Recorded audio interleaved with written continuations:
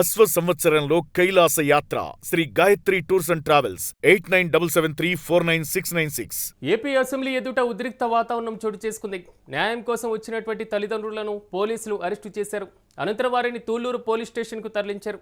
దీంతో తల్లిదండ్రుల వెంట వచ్చినటువంటి చిన్నారులు తీవ్ర ఇబ్బందులకు గురయ్యారు.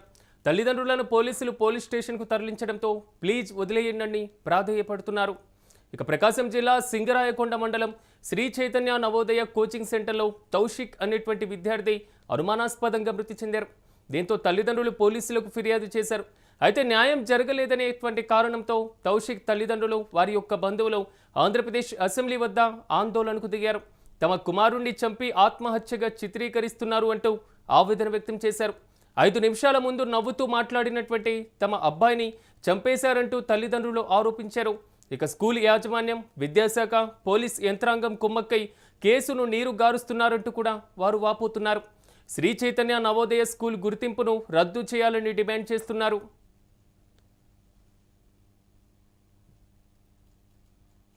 ఎస్పీ గారితో కలెక్ట్ చావడం తప్ప ఇంకేం తెలియదు. ఇంకా ఎస్పీ ఆఫీస్ న్యాయం దొరకలేదు మాకు చావడం తప్ప ఇంకేం తెలియదు. ఇంకా మేము ఎస్పీ గారితో కనెక్ట్ అయ్యాము, కలెక్టర్ గారితో కలిసాము, ఎవరు మాకు న్యాయం చేయలేదు. ఎక్కడికి వెళ్ళాలి సార్ మీరు చెప్పండి సార్, ఎక్కడికి వెళ్ళమంటారు? కలెక్టర్ దగ్గరగా ఎస్పీ దగ్గరికి వెళ్ళాం, మాకేం తెలియదు వెళ్ళిపోమన్నారు సార్. స్కూల్ యాజమాన్యం దగ్గర డబ్బులు తీసుకుని మాకు న్యాయమే చేయట్లేదు సార్. వాళ్ళందరూ న్యాయం అనేది జరగట్లేదు సార్. ఎమ్మెల్యే గారితో మాట్లాడాం సార్. ఆయన ఇన్ఛార్జి ప్రకాశం జిల్లా మొత్తం ఇన్ఛార్జి ఉగ్ర నరసింహారెడ్డి. ఆయన జస్ట్ ఫోన్ లో మాట్లాడి మీకు న్యాయం చేస్తాం అంతే సార్, ఇంకా మా దగ్గరికి రాలేదు. మేము అన్ని చోట్ల తిరుగుతున్నాము, తిరుగుతున్నాము. అన్యాయంగా ఉరేసి చంపారు సార్ మా బాబుని. అన్యాయంగా జిల్లాలో అంటే మాకు ఎవరు ఇంకా ఇంకా మాకు మినిస్టర్ లోకేష్ గారు తప్ప ఎవరు సమాధానం చెప్పరు. లోకేష్ గారు దగ్గర ఎవరు రెస్పాండ్ కాలేరు. గౌరవ ముఖ్యమంత్రి గారు దీనికి రెస్పాండ్ అవ్వాలి. మాకు అది కరెక్ట్ బస్ బే సార్. ఇక్కడ ఎమ్మెల్యేలు అందరూ ఉంటారు. మేము ఎన్నుకున్నాము. ఎమ్మెల్యేలను మేము ఎన్నుకున్నప్పుడు మేము అడిగే హక్కు మాకుంది సార్. మాకు అడిగే హక్కు మాకుంది. మా పిల్లలు ఎందుకు చంపారు? ఇదిలా ఉంటే అసెంబ్లీ ఎదుట ఆందోళనకు అనుమతి లేని కారణంగా పోలీసులు తౌషిక్ తల్లిదండ్రులను అరెస్టు చేసి తూళ్లూరు పోలీస్ స్టేషన్కు తరలించారు. అయితే ఘటనను చూసిన స్థానికులు ఆ తల్లిదండ్రులకు న్యాయం చేయాలని కోరుతున్నారు. కొడుకు మృతి చెంది పుట్టేడు దుఃఖంలో ఆ తల్లిదండ్రులను ఉంటే పూర్తి స్థాయిలో ఓదార్చి సమస్యను పరిష్కరించాలని విజ్ఞప్తి చేస్తున్నారు. వారి పట్ల పోలీసులు సానుభూతి చూపించాలని కూడా వారు ఆవేదన వ్యక్తం చేశారు.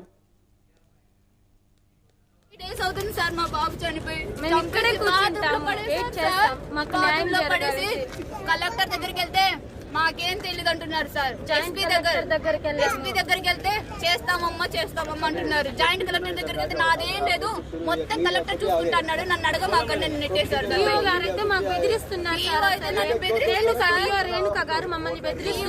మమ్మల్ని బెదిరించింది సార్.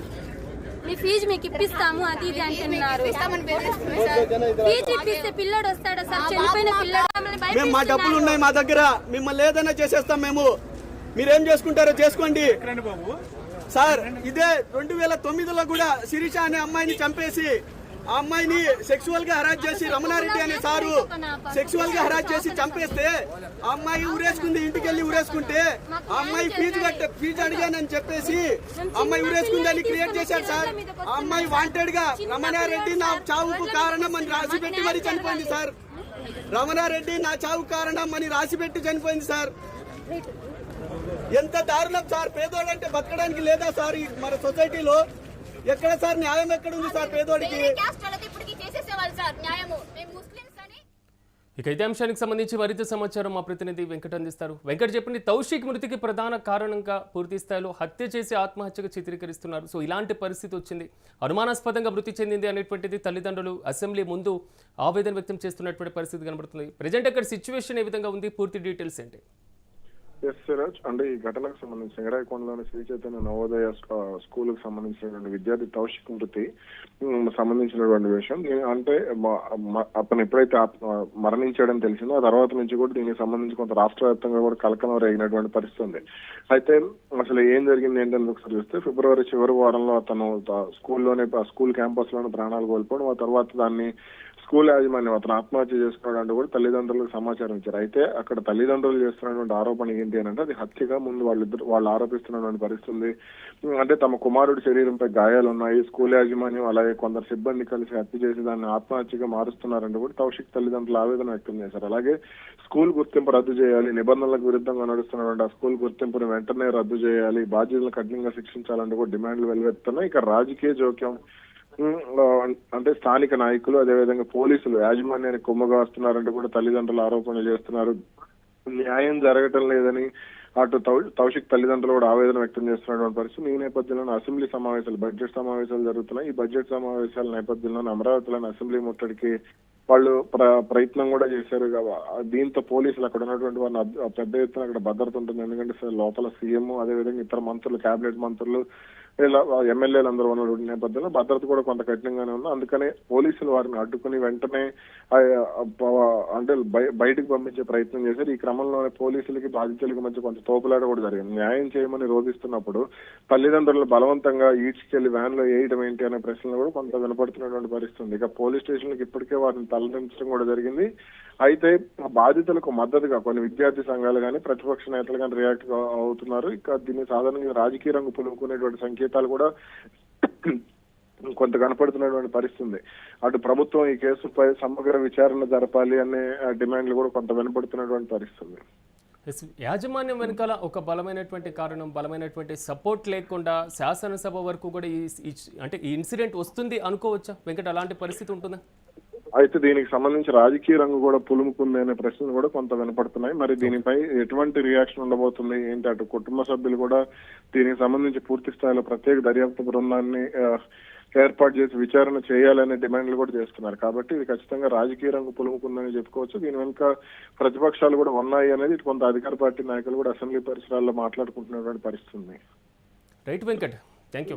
Thank you. మొత్తం మీద ప్రకాశం జిల్లా సింగరాయకొండ మండలంలోని శ్రీ చైతన్య నవోదయ కోచింగ్ సెంటర్లో తౌషిక్ అనేటువంటి విద్యార్థి అనుమానాస్పదంగా మృతి చెందారు.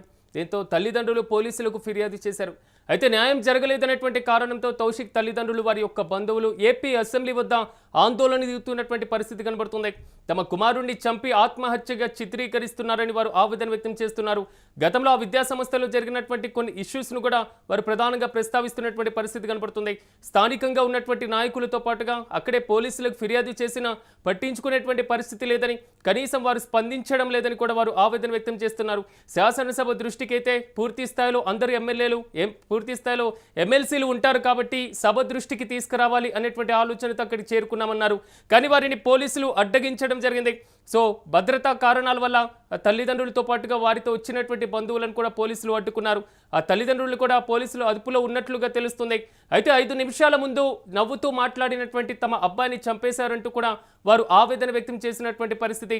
స్కూల్ యాజమాన్యంతో పాటుగా విద్యాశాఖ, పోలీసు యంత్రాంగం కుమ్మక్కై కేసును నీరు గారుస్తున్నారంటూ కూడా వారు కన్నీరు మున్నీరుగా విలిపిస్తున్నారు.